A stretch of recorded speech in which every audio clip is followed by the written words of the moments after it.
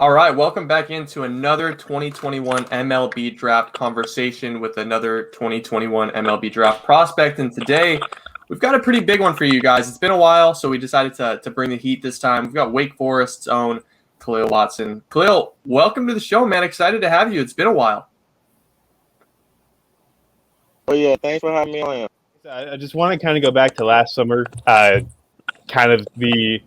You put yourself on the map in terms of a top tier shortstop. Kind of just talk us through your summer last year. Last year's summer was great. I started off first. I went to my ECP to an invitation. That was my first invitation going to years. It wasn't mandatory because once they see you, that's all. Like as soon as they see you, you want them to see the less as possible. So I've got it kicked off on the ECP, and then it just shot up from there, man. Well, I kind of want to just open the floor. Yeah. I kind of want to just open the floor for you, Kahlil. Can you kind of tell the viewers and maybe a future fan base, your future organization, who Kahlil Watson is on the field? As soon as I touch field, cross them lines, it's just all hard work. As soon as I touch the field, all you're going to see is hard work from Kahlil, hustling base. One thing I'll say is that the people that do play against me, they're going to think that I come off of a bad energy or anything. But once I touch the field, you can be my close friend, best friend. As soon as I touch the field, it's just hard work. And then, like, you might not like me, and then you might go say something about me, but it's all love. But once I'm outside of the line, that's when I have my jokes and giggle. So is that who you are off the field? Are you kind of a funny class clown jokester kind of guy? Free living? Oh yeah, I'm like a comedian. I think I can make my own little comedian show. That's I love it, great. man. Yeah, and I mean, you're also, like you said, you're a real big competitor on the field too. Kind of want to go to this spring because, like we talked about before the show, I had seen you plenty of times this spring. Kind of give us like a origin story of your swing because it's a big time separation between your hips and shoulders. It's really quick twitch. Kind of just give us a breakdown of your swing. Yeah. For me, as soon as I get in the batter's box or whatever I work on, I work middle opposite way. I don't think about pulling the ball at all because I know I got fast hands. My hands gonna be quick to the ball, so I just think middle opposite way. And once you got that in your mind, 24/7, that's when you can just use the whole field. So my mechanics, I don't have a trainer to help me on my swing yet until I get to the next level. But it's just always been me and my dad. My dad just threw hard BP, wouldn't let anything slide, no soft stuff, and then he'll break in a little couple breaking balls and stuff. So for about 16 years, I've done that with no swing coach or nothing. So once you see that, of course your hand's gonna get faster and faster, and then you got to come into a mindset like when you see 95 and somebody throwing 95, you taking every approach like you're gonna hit the ball, and then the next thing carries on is the vision. Once you see it's coming in as a fastball or a strike, that's when you take your hack.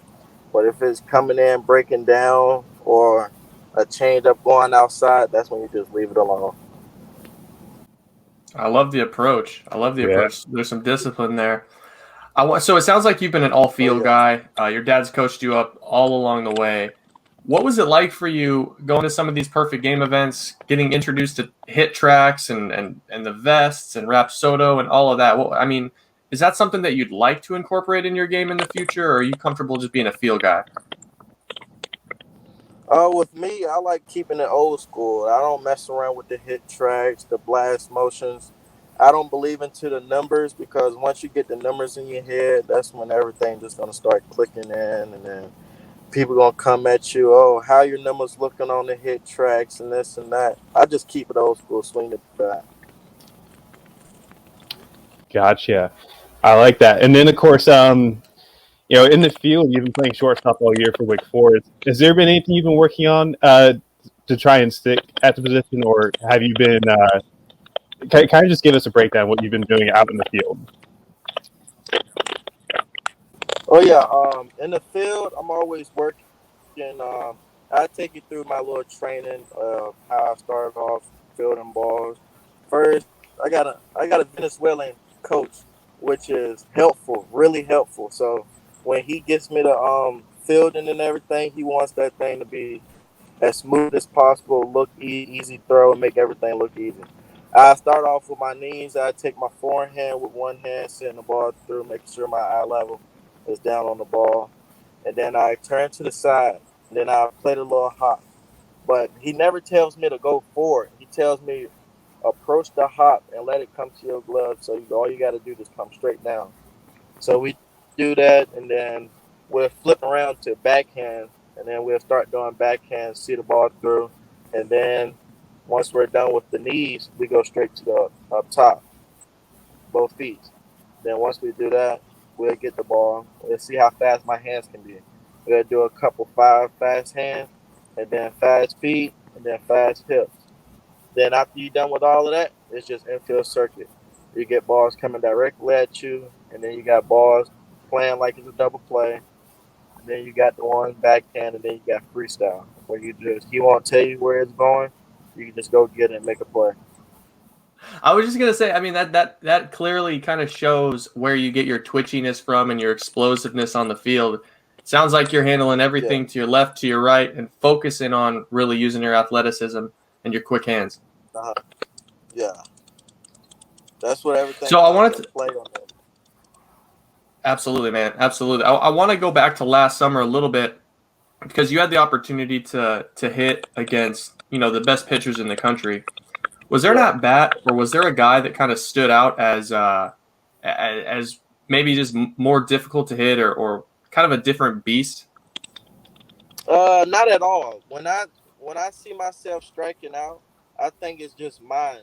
Like me being kind of stupid, swinging at pitches that you know was coming and stuff like that. So when people ask me that question, I tend to be like, okay, only person getting me out is myself because the fastball I can miss that, which I got plenty of fastball on the start of a count. And then the rest, that's when it is everybody just gonna start working curveball, curveball. Okay. And how about on the other side of that? How about hitters? Was there another hitter that really impressed you? Kind of that was in your lineup or in another lineup? Uh, shoot. Oh, Tommy White from IMG down Florida that's supposed to be playing over here at NC State with me. He did his thing. Elijah Green, Jordan Lar, Marcelo Myers, they did their thing as well. So I'll say they really gonna have some good ABs. Yeah, it's a good year for prep infielders, that's for sure. Well, Oh Tyler's yeah, for actually sure. he's an NC State dude himself, so I kind of throw it over to him. Oh yeah. Yeah, I mean, kind of just talk to me with like I guess if you want to go through like your recruitment with NC State, I guess, or kind of what draw you towards NC State. For me, first of all, they wanted me my freshman year, and I thought it was just too early. And I just had a commitment where I was going to commit my junior year, wait it out. So that's what I did. I wanted my first official visit to UNCW, and then I looked where I was standing there, and then that's when I came back to state, which is closer to home. And then you got all these people coming out of NC State, getting out of the first round draft, shortstops, pitchers, catchers, whatever, coming out of there so quick.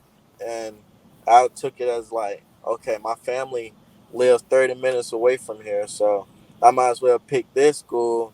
They gave me what I wanted, and I really love the coaches, man.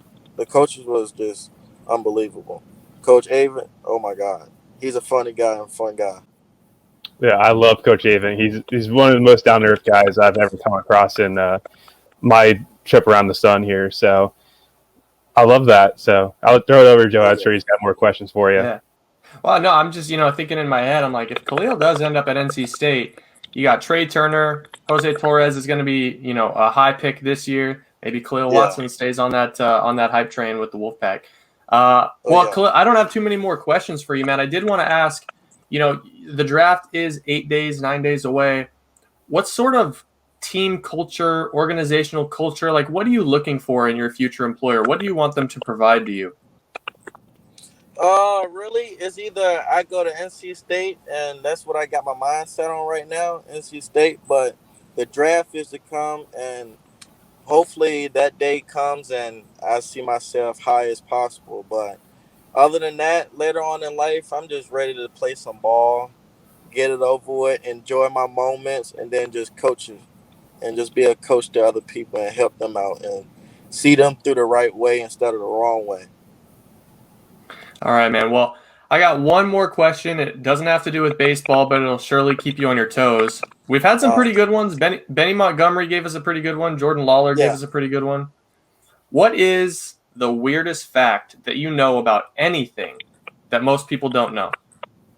The weirdest fact, I'll say that for me, I'll say that like not most people know that I hunt fish. I'm a country boy. So when people look at me and they be like, "Dang, why your forearm so big?" It's just like ever since I was young, I used to work with my dad. He used to jump cars, work outside, cutting trees and stuff like that. So when I was so young, I used to help him move around. So it's that gives you the little short list of like what I'm doing on my spare time, and when I get out of spring training or whatever of practicing, I'm always out here just doing something fun. What do you like to hunt? I like to hunt deer, and I run Deer? hounds. What's the most points you've netted? Mine is 11 pointer. That's the most. 11. I missed out on the 8 pointer. Man, that joint was big. I was looking at nothing but horn. I shot about 5 times. Well, you're gonna have to work on your shot, man. Hey, it's all good. It's all good. As long as I kill one per year, I'm good. There you go, man. There you go. You hit the quota. Well, Kahlil Watson, it's been a pleasure having you on the show, man. We're obviously going to be watching the draft and rooting for you pretty hard. If you do end up at NC State, they got a real superstar coming their way. So we're rooting for you. For Tyler, I'm Joe again. Thank you so much for joining us today, and go kill it, man. Oh, yeah. Thank you so much for having me on here. Y'all have a nice day.